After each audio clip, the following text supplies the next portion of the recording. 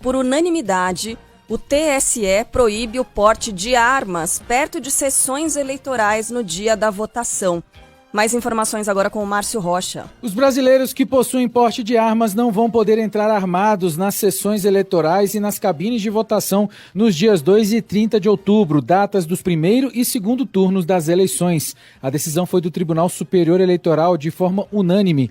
Relator do processo, o ministro Ricardo Lewandowski votou que não é permitido o porte de armas nos locais de votação nas 48 horas anteriores ao dia da votação, no próprio dia do pleito e 24 horas depois. A única exceção serve para os agentes de segurança em serviço e quando convocados por autoridades eleitorais.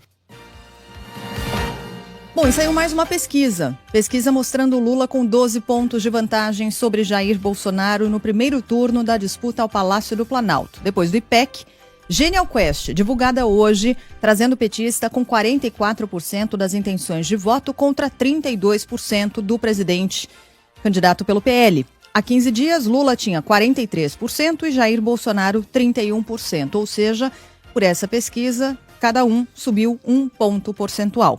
Ciro Gomes, do PDT, oscilou de 6% para 8% e Simone Tebet, do MDB, se manteve com os mesmos 3%. Vera Lúcia, do PSTU, e Pablo Marçal, do PROS, têm 1% cada e os demais candidatos não pontuaram. São eles Felipe Dávila, do Novo, Emael, da Democracia Cristã, Sofia Manzano, do PCB, Soraya Tronic, do União Brasil, Léo Péricles, do Unidade Popular e Roberto Jefferson, do PTB. Brancos e nulos somam 5% e 6% estão indecisos. Em um eventual segundo turno entre Lula e Jair Bolsonaro, o ex-presidente venceria por 51% a 37%, diferença de 14 pontos. Esse levantamento foi feito entre os dias 25 e 28 de agosto, ou seja, ele não pega o debate da Band, e também não pega todas as entrevistas de candidatos na semana passada na TV Globo. Margem de erro de 2 pontos percentuais para mais ou para menos. Daqui a pouquinho a gente tem mais detalhes dessa pesquisa divulgada hoje pela Genial Quest. Só um detalhe, desculpa, Carlinha. A primeira pesquisa que teremos já captando os humores do eleitor após o debate da Band sai amanhã. É o Datafolha. Bom, na campanha eleitoral, Jair Bolsonaro continua focado em exaltar dados da economia e no discurso de corrupção do PT, assim como fez no debate da Band. Ontem, em encontro com empresários em Brasília, ele defendeu a reforma trabalhista aprovada no Congresso em 2017. Essa reforma foi bem-vinda. Outra pessoa vem falando aí que vai revogar isso daí. Nós vamos continuar agindo dessa maneira, tratando com dignidade. O maior tratamento digno ao empregado é o emprego. Bem, o desempenho no debate da Band também continua norteando as estratégias de Lula. Integrantes do comitê de campanha e aliados defendem que o candidato invista no discurso contra o atual governo. Ontem, o ex-presidente afirmou que, caso seja eleito, vai recriar o Ministério da Segurança Pública e prometeu unificar as inteligências das polícias estaduais e federal para combater o crime organizado. Se a gente não quebrar o poder financeiro das organizações criminosas, fica muito mais difícil vencê-las.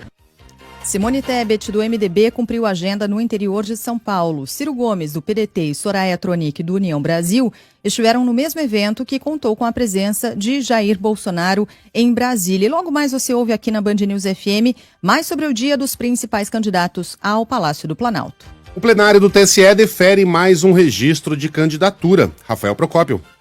Mais um registro de candidato à presidência da República foi aprovado pelo Tribunal Superior Eleitoral. O nome de Léo Péricles, candidato pelo partido Unidade Popular, recebeu a validação dos membros da Corte por unanimidade.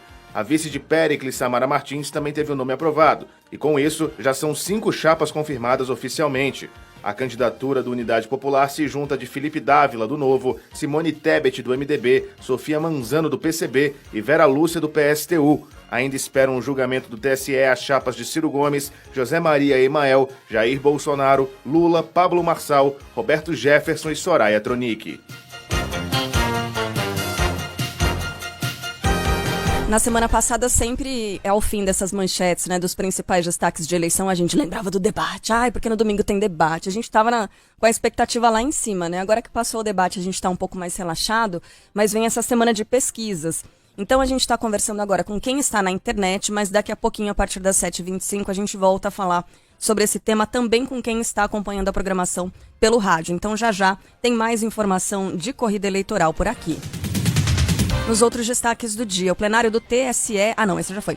A posse de Luiz Felipe Salomão no Conselho Nacional de Justiça reúne autoridades em Brasília e a gente tem informação chegando com o João Pedro Mello. O ministro do Superior Tribunal de Justiça, Luiz Felipe Salomão, assumiu o cargo de Corregedor Nacional de Justiça para o biênio 2022-2024. Ele assumiu o cargo com a missão de elaborar soluções para a morosidade e a litigiosidade nos tribunais brasileiros, substituindo a ministra Maria Tereza de Assis Moura, que tomou posse como presidente do STJ. O presidente do Supremo Tribunal Federal, ministro Luiz Fux, afirmou que Salomão ainda tem uma longa caminhada dentro da justiça e que será um aliado importante na defesa da democracia. Nós teremos muito a caminhar, estimado amigo, ministro Luiz Felipe Salomão, pela vasta experiência e pela sabedoria de Vossa Excelência, com quem passamos a constar agora nesta jornada pela edificação de um judiciário independente, fortalecido e cada vez mais atuante.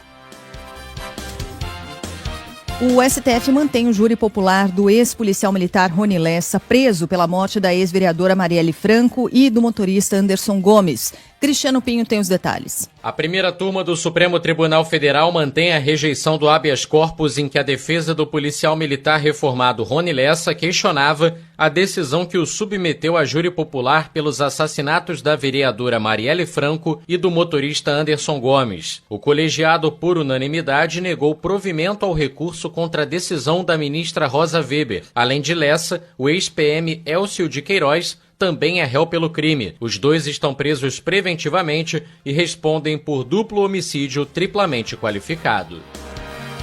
O cônsul alemão acusado de matar o companheiro no Rio de Janeiro tem o nome incluído na lista da Interpol. Gabriela Souza. O cônsul alemão acusado de matar o marido belga Walter Henry Biot será investigado pelo Ministério Público de Berlim, na Alemanha. As autoridades devem pedir detalhes do caso para a Polícia Civil e o MP do Rio. A informação foi divulgada por agências internacionais. Na segunda-feira, mesmo dia em que Uwe Herbert Hahn chegou à Alemanha, a Justiça do Rio aceitou a denúncia do Ministério Público e tornou o diplomata réu por homicídio com dolo eventual quando se assume o risco de matar triplamente qualificado. Na decisão, o juiz Gustavo Calil decretou novamente a prisão dele. O magistrado ressaltou que o cônsul deixou o Brasil e retornou ao seu país de origem, demonstrando que não pretendia se submeter à aplicação da lei penal. Ele também pediu à Polícia Federal que o nome do cônsul fosse incluído na lista de procurados da Interpol. Olha aqui, Carla Bigato, se o YouTube não é transparente, nós somos. A informação sobre os dislikes não aparece publicamente, mas nós temos essa informação e o Thiago Rossi me informa que ontem nós tivemos 3.579 joinhas nesse horário. 3.579 e 95 polegarzinhos para baixo. Tá? Então é isso. Legal, né? É bom saber, é importante saber, sim. Importante a gente saber. Procure saber. O Ministério Público investiga... Oi? Busque conhecimento. Busque conhecimento, é isso aí. Receba. Ai, gente, posso contar uma coisa muito engraçada também? Deve. Aproveitar que a gente tá com um certo tempinho, né? Depois do filme do Elvis, né? Pra quem não assistiu, o filme do Elvis, ele é contado pelo ponto de vista do empresário dele, que depois respondeu a vários processos pela exploração do cantor durante a carreira dele. Uma carreira brilhante, mas o Elvis ficou amarrado àquele cara a vida toda, né? O Coronel Parker. Toda, o Coronel Parker, que é interpretado pelo Tom Hanks nesse filme. Foi uma descoberta para muitas pessoas. Eu tô inclusa aí nessa lista, porque não sabia disso. Mas é um tema aberto, né, ao público. Por isso não pode ser considerado exatamente um spoiler. Mas a gente sai meio chocado, assim, né, pela exploração que o Elvis levou ao longo da vida e tal, sofreu ao longo da vida. Aí eu saí, assim, super emocionada, a gente sai impactado, né, do filme. Levei a minha mãe, de 75 anos, vocês acreditam que na saída do cinema, a gente tá saindo e eu, aquela coisa meio assim engasgada, ela olhou pra mim e falou, receba! Juro pra vocês, gente. Sério? Mentira. Porque a gente tá acompanhando aquela coisa do Luva de Pedreiro, né? O empresário dele que também tentou amarrar ele. Dona Maria virou pra mim e falou, receba! Belo paralelo. Não é? Tem razão. Aí, ó, vocês perguntam de onde é que vem isso daqui, toda essa infâmia. É de família, gente. Exato. Minha mãe, Tem exato. que sair de algum lugar. Posso seguir aqui? Deve. Bora. A gente vai com informação do sul do país, porque o Ministério Público vai investigar a distribuição de livros da Polícia Rodoviária Federal com a recomendação da leitura da Bíblia, né? De leitura da Bíblia. E o Gilberto Echauri vai contar mais pra gente. Fala, Echauri. O Ministério Público Federal decidiu apurar a distribuição pela Polícia Rodoviária Federal de livros com recomendação de leitura da Bíblia. O procurador Henrico Rodrigues de Freitas, da Procuradoria da República no Rio Grande do Sul, entendeu que há indícios de afronta à Constituição. A decisão é baseada no artigo 19, que defende o princípio do Estado laico. Ao abrir a apuração, o procurador deu prazo de 10 dias para que a PRF preste esclarecimentos quanto ao caso. Vamos com destaques internacionais. A ONU busca um apoio de mais de 160 milhões de dólares para ajudar o Paquistão, onde 1/3 do país está debaixo d'água por causa de grandes inundações. Arthur Queiroz.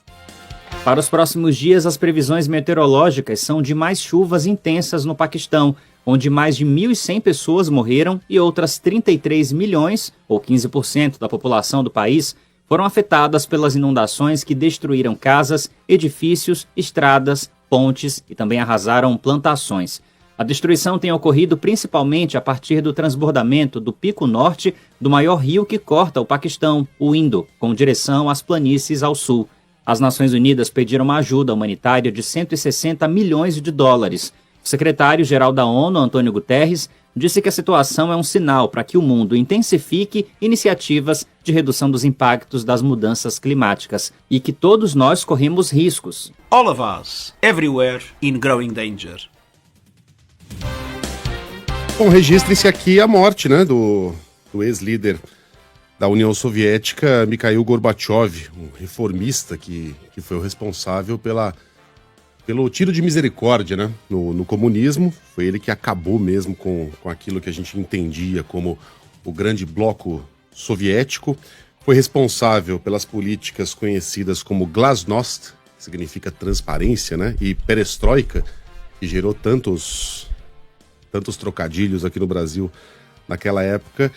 E foi o responsável principalmente por encerrar pacificamente a Guerra Fria. A Guerra Fria terminou, o bloco soviético se desfez sem que um único corpo fosse enterrado, sem que uma única bala fosse disparada. Isso é notável, né? Foi um personagem realmente notável. Tem um texto ótimo do William Vac, que era correspondente do Estadão em Berlim. Ele havia coberto a queda do muro naquela época, um evento que a gente não pode dissociar, né, da figura do ex-líder soviético. Esse texto está publicado hoje no Estadão. Eu leio um trechinho dele aqui. Ele nunca entendeu o mundo sob a perspectiva de uma hipotética governança global dividida entre potências iguais. Ele está falando das duas grandes potências da época, Estados Unidos e União Soviética.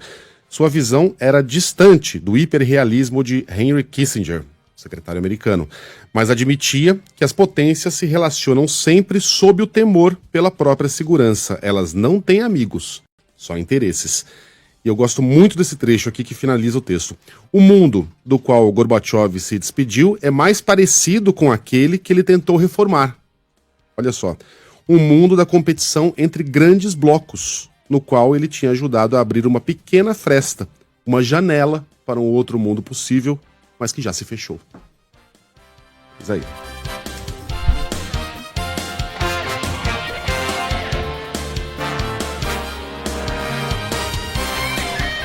A Câmara aprova o projeto que autoriza a criação de novas loterias ligadas às áreas da saúde e do turismo.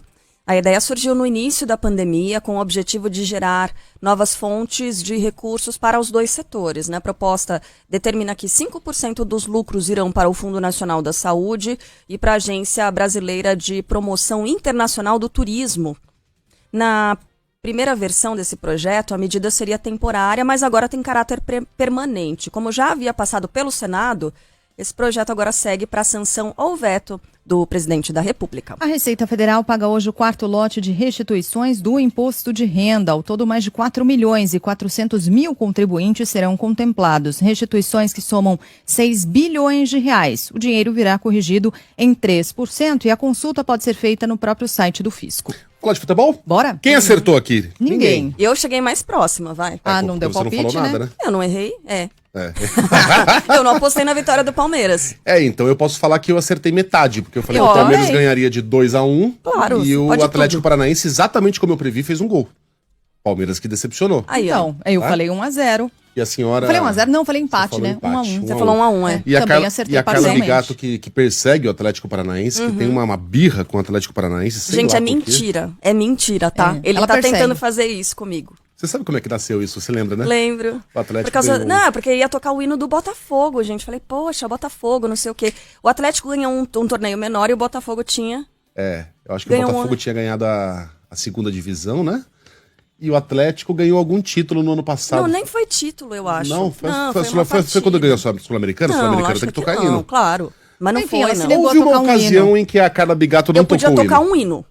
E eu toquei o do Botafogo. Porque eu falei, nossa, que hino lindo, não sei o quê. E o pessoal do Atlético Onde tá Paranaense... escrito essa regra ficou aí que só muito- pode tocar um hino? Na regra onde eu controlo a mesa, gente. Só cabia um ali. Tá bom. Na Deu regra onde furacão. eu mando. Deu furacão, gente. 1-0. O Atlético Paranaense agora precisa só de um empate para avançar para sua segunda final de Libertadores na história. Conta pra gente quem é que vai contar pra gente. Quem Yuri é que vai contar Queiroga. pra gente? Yuri Queiroga. Fala, Yuri. Vélez Sarsfield e Flamengo entram em campo hoje pela ida da segunda semifinal da Taça Libertadores. A bola rola às 9h30 da noite no estádio José Amalfitani, em Buenos Aires. E a Band News FM transmite para toda a rede, com exceção de Salvador, a partir das 9h, com narração de Silva Júnior. Ontem o Atlético Paranaense bateu o Palmeiras por 1-0 na Arena da Baixada e largou na frente na briga pela outra vaga na grande final, em Guayaquil, no Equador, no dia 29 de outubro. Hoje também começam as semifinais da Copa Sul-Americana. Às 9h30 da noite, o Independiente Del Valle, do Equador, encara o Melgar, do Peru, em Sangolquí, cidade da região metropolitana de Quito. Amanhã, no mesmo horário e com transmissão da Band News FM, na voz de Marcelo Doó, o Atlético Goianiense recebe o São Paulo no estádio Serra Dourada, em Goiânia. Posso voltar aqui ao tema eleitoral, mas daqui a pouquinho também, quando a gente reunir toda a nossa rede, inclusive nas ondas do rádio, no dial, né? E a gente volta a falar também mais sobre o Dia dos Candidatos, a detalhar a pesquisa Genial Quest que saiu hoje cedo, com os recortes regionais, mas saiu uma outra pesquisa também, que foi divulgada agora há pouco, essa aqui feita pelo Instituto Paraná. E essa pesquisa, que destoa bastante do resultado que a gente acabou de falar aqui da Genial Quest, essa aponta empate técnico entre Lula e Bolsonaro no primeiro turno da corrida à presidência da República. Então vamos lá, na pesquisa estimulada, quando o nome dos candidatos são informados, o petista aparece com 41,3% contra 37,1%, uma diferença de 4,2% e com uma margem de erro de 2,2 pontos percentuais para mais ou para menos. Na semana passada, Lula tinha, nessa mesma pesquisa, 41,7% e Bolsonaro 37%. Ciro Gomes, do PDT, surge com 7,7% e Simone Tebet, do MDB, com 2,4%. Os demais candidatos não atingiram 1%. São eles Pablo Marçal, do PROS, Vera Lúcia, do PSTU, Felipe Dávila, do Novo, Sofia Manzano, do PCB, Imael, da Democracia Cristã, Leonardo Péricles, do Unidade Popular, Soraya Tronic, do União Brasil e Roberto Jefferson, do PTB. Brancos e nulos somam 5,9% e 4% não sabem ou não responderam. Aí vem a pesquisa espontânea, quando os nomes dos candidatos não são informados. Aí Lula aparece com 32,1% e Bolsonaro 29%, uma diferença ainda menor, de 3,1%. Ciro Gomes tem 3,9% e os demais candidatos não atingiram 1%. Brancos e nulos totalizam 5,7% e 27,8% não sabem ou não responderam. Em um eventual segundo turno entre Lula e Bolsonaro, o petista venceria por 47,8% contra 40,8%. Paraná Pesquisas ouviu 2.020 eleitores entre os dias 26 e 30 de agosto, em 164 municípios brasileiros. Então, nesse caso aqui, até pegaria também o debate eleitoral da Band, Finalzinho, né? Exatamente, finalzinho da pesquisa. Nível de confiança de 95%. Levantamento registrado no TSE com o número BR 03492/2022. Deixa eu só aproveitar que a gente tem mais 1 minutinho e meio aqui. Tá na capa da Folha de hoje, a gente vai tentar abordar esse assunto mais tarde com a Juliana Rosa. O Brasil acaba de virar o maior destino da China para investimentos. Em 2020, o nível de investimentos chineses aqui no Brasil foi muito fraco, mas em 2021 a gente retornou ao patamar pré-pandemia. Por quê? Porque houve aportes em fintechs e em startups como o Nubank, o Cora Investimento, o Quinto Andar, investimentos nas petroleiras chinesas na Bacia de Santos, a compra de uma fábrica da Mercedes-Benz no interior de São Paulo, enfim, tudo isso aí. Esse relatório vai ser divulgado hoje e vai mostrar que o investimento do país asiático saltou 208% em termos nominais, né, desconsiderada a inflação, um pico em 4 anos. E por que isso é importante? Porque a presença chinesa tornou-se um grande tópico da campanha presidencial. O ministro da Economia, Paulo Guedes, disse recentemente que não quer a chinesada entrando aqui nas nossas fábricas, né, quebrando a nossa indústria, nas palavras dele. E o ex-presidente Lula também torceu o nariz para os investimentos chineses. Ele reclamou que a China está tomando conta do Brasil e declarou preocupação com o avanço do país asiático na indústria brasileira. Eis aí mais um tema para os candidatos abordarem nos próximos debates.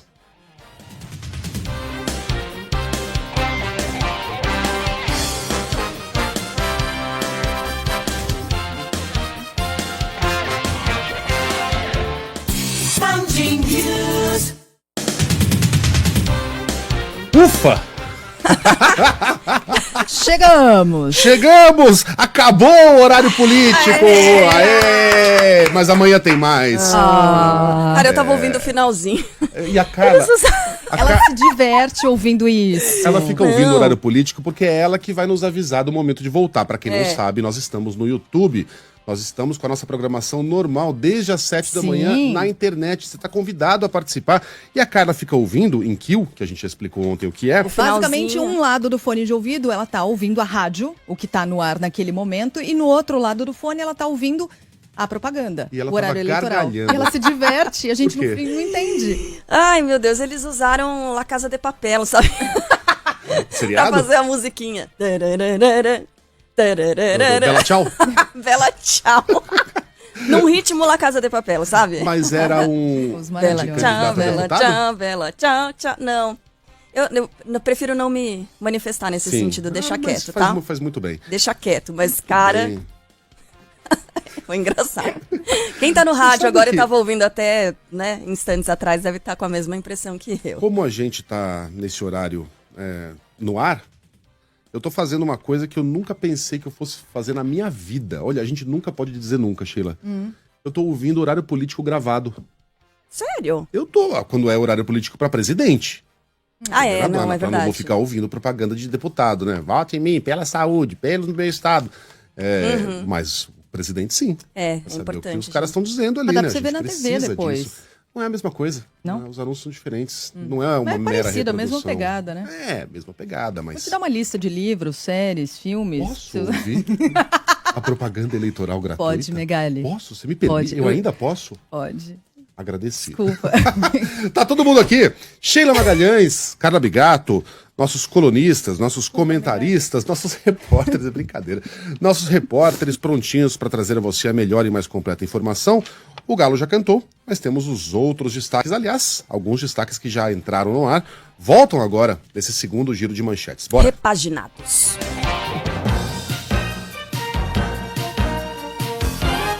Mais uma pesquisa, essa feita pela Genial Quest, aponta estabilidade na disputa ao Palácio do Planalto, mesmo com o início do horário eleitoral do rádio e da TV. Estabilidade como assim?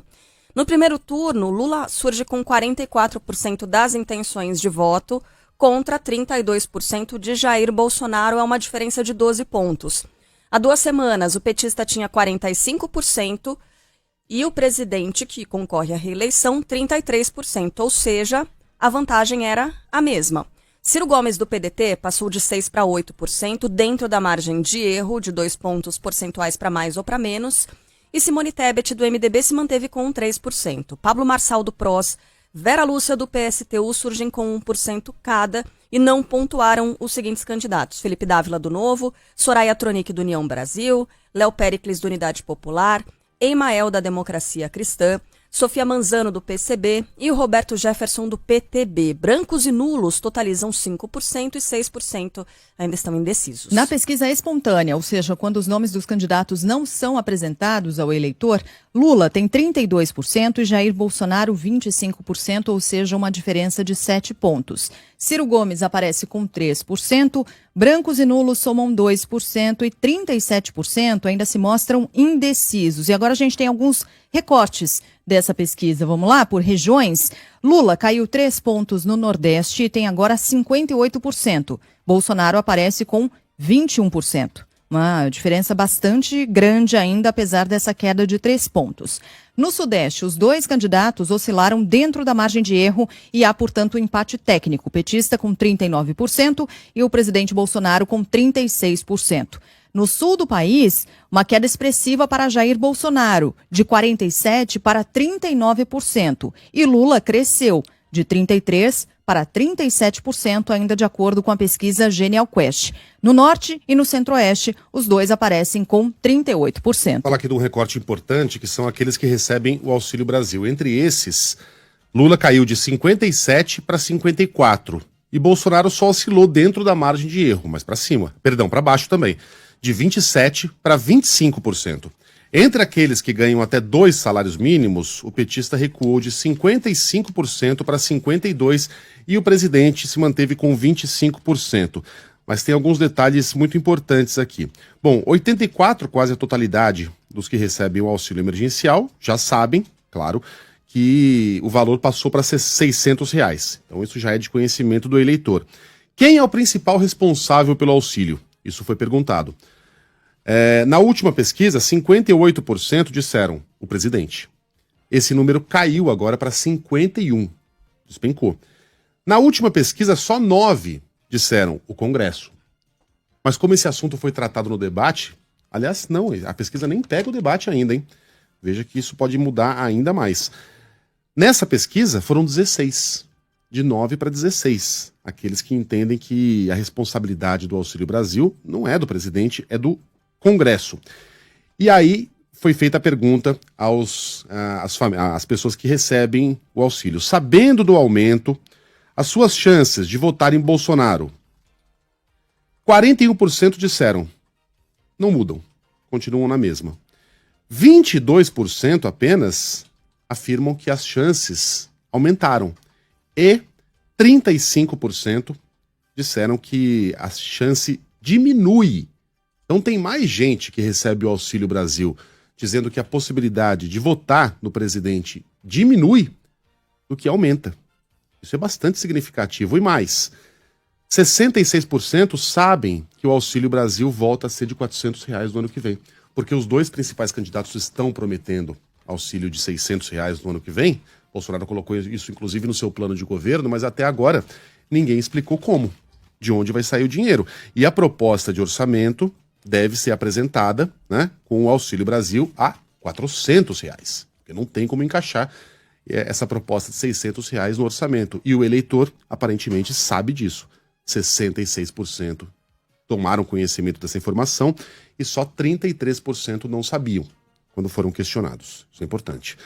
Entre os evangélicos, os dois variaram dentro da margem de erro. Jair Bolsonaro lidera ali com muita folga. 51%, Lula tem 27%. Em um eventual segundo turno, segundo a Genial Quest, Lula venceria Jair Bolsonaro por 51% a 37%.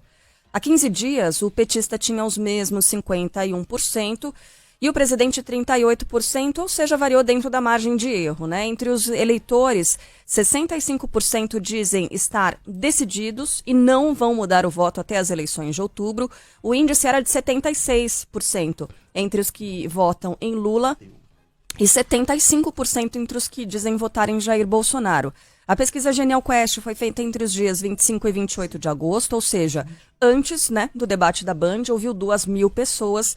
Nível de confiança de 95% e o levantamento foi registrado no TSE com o seguinte código, BR BR-00585/2022. Peraí, não consegui anotar. Repete, BR-00585/2022. Na campanha, Jair Bolsonaro se encontrou nesta terça-feira com empresários em Brasília e voltou a destacar a queda na inflação e a geração de empregos. Segundo mês com deflação, saldo positivo, mês a mês, na criação de empregos. Quem cria empregos são os senhores, não sou eu. A minha obrigação é não atrapalhar a vida de vocês.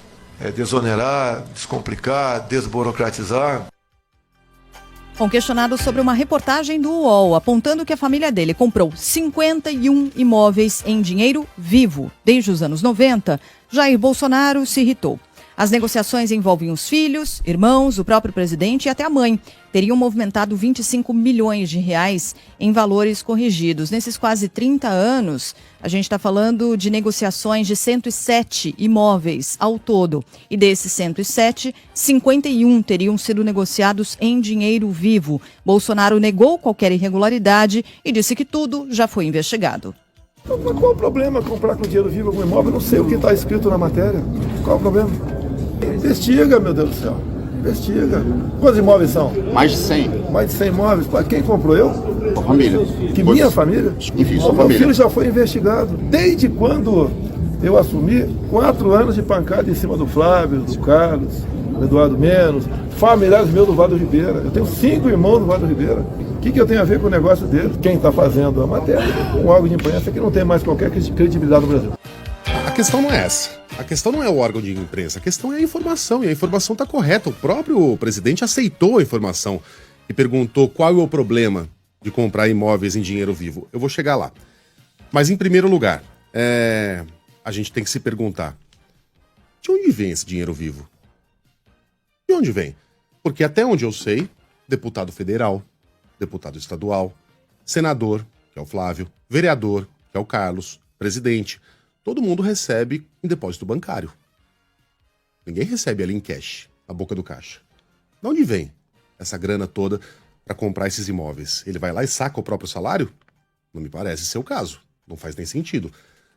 Agora, sabe o que costuma ser pago em dinheiro vivo? Rachadinha. Dinheiro sacado na boca do caixa no dia do pagamento de funcionários. A gente sabe que isso já aconteceu, por exemplo, no gabinete do Flávio Bolsonaro. O próprio Fabrício Queiroz, que manietava esse esquema todo, admitiu que isso acontecia mesmo. Tá? E isso é dinheiro vivo. E dinheiro que não pode ser depositado na conta do político, porque seria a produção de uma prova quentíssima. Geralmente esse dinheiro é guardado. E geralmente, compra e venda de imóveis, eu não estou dizendo que é o caso, mas geralmente, compra e venda de imóveis é um ótimo mecanismo, especialmente em dinheiro vivo, para você lavar essa grana. Qual o problema de comprar em dinheiro vivo? Nenhum. Mas uma outra pergunta que a gente tem de se fazer ao presidente, o problema é que ele não responde, é por que há 4 anos ele disse que não havia comprado apartamento nenhum com dinheiro vivo? Em entrevista à própria Folha de São Paulo. Levar em dinheiro e pagar? Geralmente é DOC. Levar em dinheiro não é o caso, disse o então candidato. Tira do banco direto e manda pra lá. Eu não guardo dinheiro no colchão em casa. E aí ele ironizou a ex-presidente Dilma Rousseff, que havia declarado na eleição de 2014 que possuía 152 mil reais em dinheiro. Ele ironizou. Eu não guardo dinheiro no colchão em casa. Tem muita gente que declara. Até a Dilma disse que declarava uns 100 e pouco mil reais dentro de casa. Eu nunca declarei isso aí. Ele achava estranho. Na época, gente que carregava grandes quantias em dinheiro. Muito bem. A família dele negociou mais de 100 imóveis. Metade em dinheiro vivo, ou integralmente, ou parcialmente. Né? Por quê? Como? De que maneira? A gente fez a conta. Isso dá a negociação de um imóvel a cada 3 meses, mais ou menos. Como é que é possível um negócio desses? Isso é normal? Isso faz parte da vida cotidiana? Eu contei aqui, confidenciei às minhas amigas que eu tô pensando em comprar uma casa. Eu não consigo dormir de noite. Pensando em como só de é que pensar vai em como é que fazer. eu vou pagar. Será que vai dar certo? Será que não vai? E olha, é uma casa que vale mais ou menos 1/4 do que vale a mansão do Flávio Bolsonaro. E eu vou contar uma coisa aqui, eu ganho mais que o Flávio Bolsonaro. Meu salário é maior que o dele, bem maior. Como é que pode uma coisa dessas? É. Como é que se explica um negócio desses? Tem um outro detalhe na reportagem, Megali, que a gente está falando sobre quantas casas foram compradas com dinheiro vivo. É importante ressaltar que uma parte dos imóveis, né, que foram negociados nesse período, não consta ali na documentação como é que eles foram pagos. Então a gente está falando dos casos em que sim, isso foi comprovado, que havia a negociação por dinheiro vivo, com dinheiro vivo. Pois é. E aí, só para terminar... Você vai negociar com dinheiro vivo? É Claro isso que não. tá te tirando o sono? Saber quantas malas você vai ter que carregar, Cara, porque isso também tira o sono, né? Eu não compro um chocolate com dinheiro vivo, eu não me lembro a última vez que eu toquei numa nota. E só para terminar, investigue-se. Bom, ele e a sua família fazem de tudo para que isso não aconteça. Troca-se diretor da Polícia Federal, né? Demite-se não sei quem, troca-se a superintendência, Flávio Bolsonaro vai lá à justiça para tirar o caso da primeira instância, né? Apela ao foro privilegiado, faz de tudo para que não se investigue. Hoje a investigação do Flávio Bolsonaro está na estaca zero, voltou ao início. Então investigue-se, mas eu mato no peito e não deixo.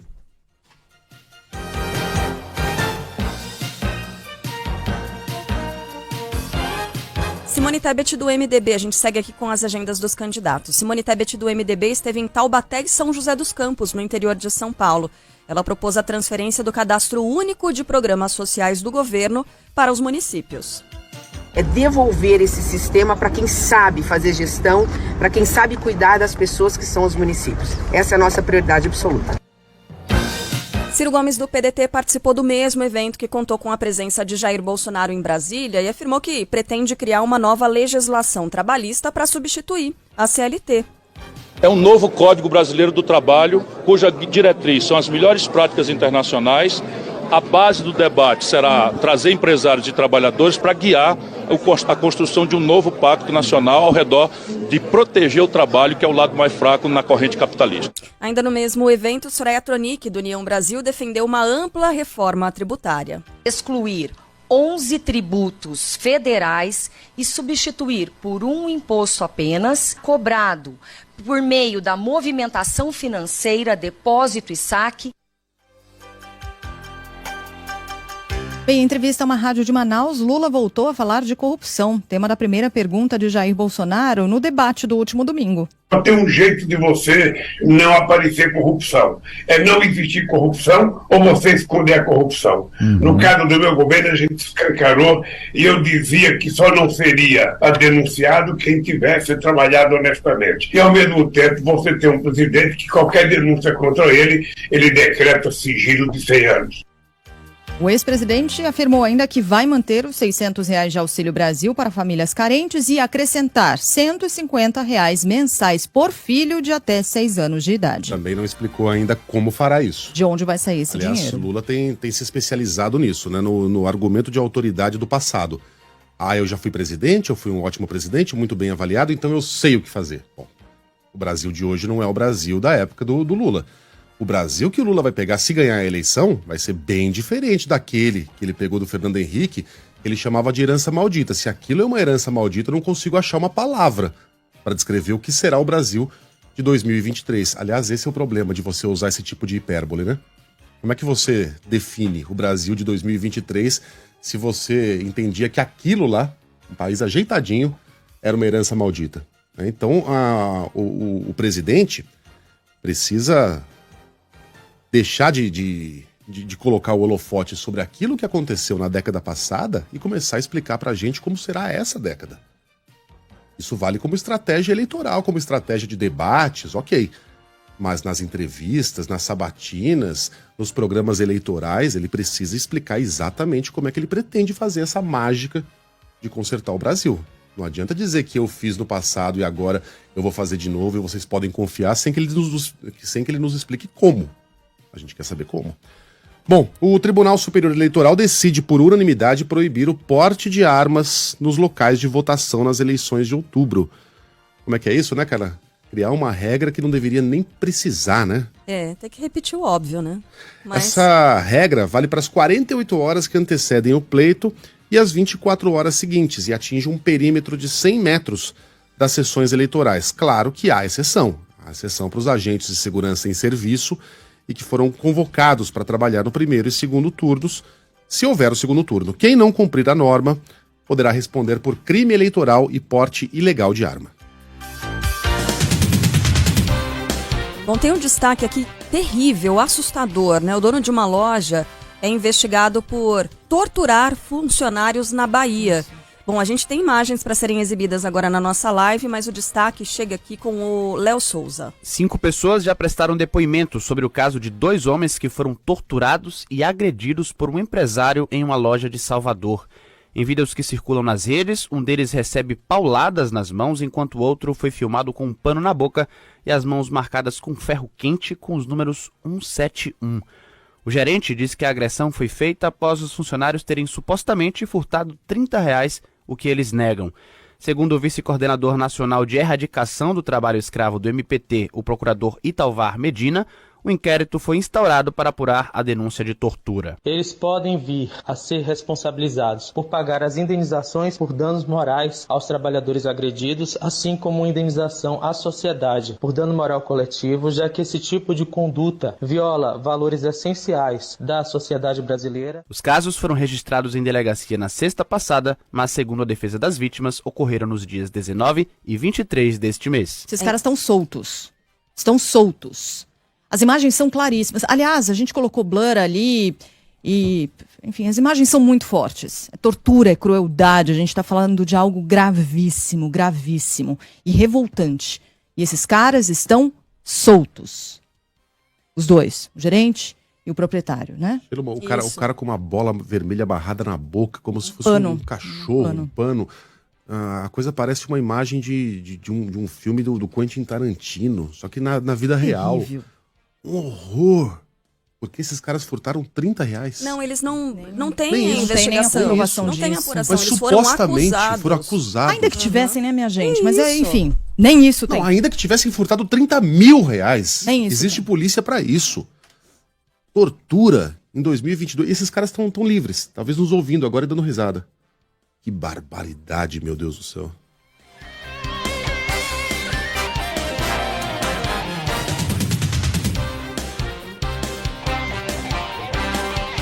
Tá precisando fazer alguma obra, reforma ou pintar a sua casa, mas não tem a ferramenta certa? Na Casa do Construtor você pode alugar vários tipos de equipamentos. Precisa de uma furadeira? Aluga na Casa do Construtor. Andames, betoneiras, marteletes? Aluga tudo isso na Casa do Construtor. Precisa de máquinas de pintura ou equipamentos de limpeza? Tem lá na Casa do Construtor para alugar. E é muito fácil. Você usa o equipamento pelo tempo que precisar e só paga por isso. Acesse o site casadoconstrutor.com.br ou ligue 0800 200 0217. Segura esse recado do cantor Leonardo e do Zé Felipe. Em vez de ficar sonhando com o dinheiro, pense em mim, poupe em mim, guarde din-din, meu amigo parceiro. Vamos pegar o primeiro $1 milhão, com destino à felicidade. Poupança premiada Sicredi. Economize todo mês e concorra a milhões em prêmios. A felicidade é poupar no Sicredi. Confira o regulamento em poupancapremiadasicredi.com.br. O Instituto Evaldo Lodge está com mais de 240 vagas abertas para bolsistas em todo o Brasil para o programa Inova Talentos. A iniciativa tem por objetivo incentivar a participação de estudantes e egressos do ensino superior em projetos de pesquisa, desenvolvimento e inovação. As bolsas mensais variam entre R$ 2.500 a R$ 4.500. São vários os segmentos com oportunidades, como engenharia, matemática, química, economia, administração, comércio exterior, entre outros cursos, espalhados em diversos estados do país. Interessados em participar devem entrar em contato com o IEL do seu estado. Você ouviu o Boletim da Indústria Brasileira. IEL, Instituto Evaldo Lodge.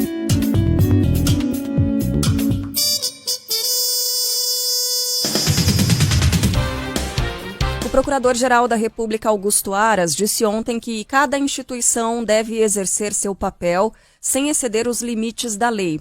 A declaração foi dada antes de um encontro com o ministro Alexandre de Moraes, que autorizou na semana passada a operação da Polícia Federal contra 8 empresários bolsonaristas acusados de trocar mensagens golpistas em um grupo de WhatsApp. A operação foi criticada pelo Procurador-Geral da República, que disse não ter sido informado sobre a ação, o que é de praxe. Moraes divulgou documentos comprovando que a Procuradoria foi avisada na véspera e depois da troca de farpas, Moraes e Aras se reuniram ontem a convite do ministro, que é o presidente do Tribunal Superior Eleitoral. O objetivo foi tratar das eleições de outubro. Editorial.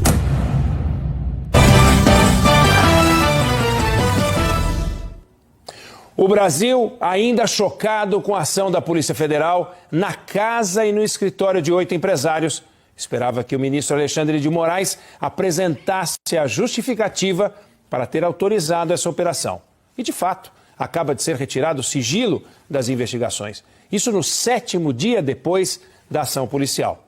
Mas o que apareceu não convence. E a pergunta continua: onde estão as provas?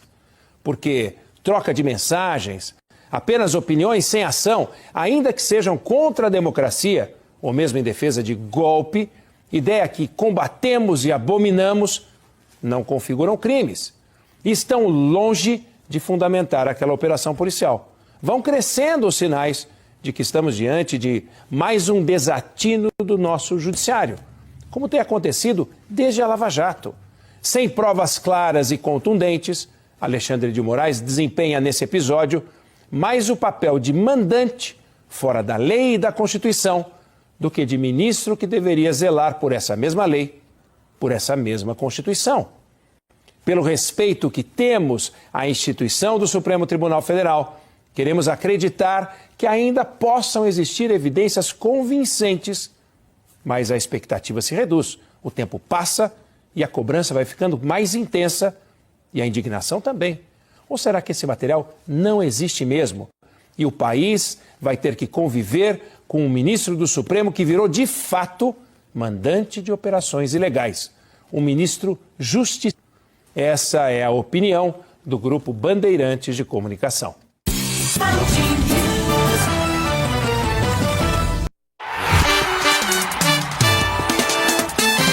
Futebol, com Milton Neves. Oferecimento Perdigão. Manda brasa com Perdigão na brasa. Casa do Construtor. Aluguel de equipamentos. Ligue 0800 200 0217. E Sicredi. Conheça a primeira instituição financeira cooperativa do Brasil. Sicredi. Gente que coopera, cresce.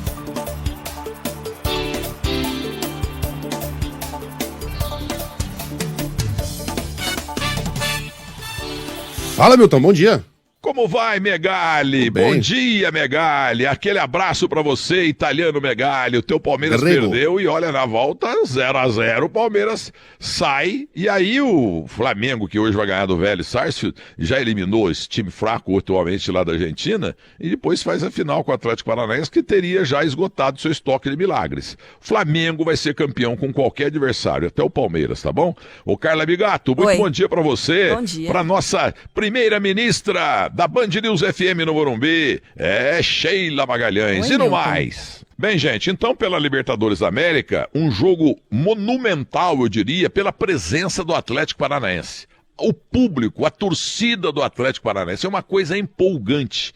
E a camisa atual do Atlético, o Furacão, é uma das mais lindas camisas do Brasil, junto com a do Atlético Goianiense, viu? É isso aí. E o Atlético ganhou por 1-0, mas o Filipão foi expulso de campo, não vai sentar no banco, estou repetindo isso, no jogo de volta no Allianz Parque, e psicologicamente os jogadores do Atlético Paranaense vão ficar órfãos, hein? Então eu acho que o Palmeiras tem boa chance também pela ausência do Filipão. E hoje, hein? Hoje nós temos Copa Libertadores América, o Vélez Sarsfield, que está em má fase, jogadores que estão suspensos, contundidos, então o Flamengo vai ganhar de 2-0. E na volta vai ser 5-0 no Maracanã. E boa semana pra vocês. Hoje é quarta-feira e tem mais jogo hoje. Amanhã eu volto.